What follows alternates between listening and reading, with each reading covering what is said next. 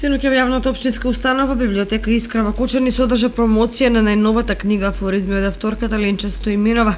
Книгата носи наслов Обесена на врат, а промотор беше афористичарот Миле Ѓорѓиевски.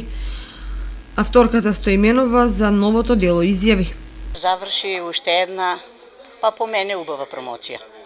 Тоа беше промоција на книгата Обесена на врат, афоризми на само една тема, мојот сопруг. Верувам дека таква книга друга нема, а по нашето истражување и навистина се покажа дека нема.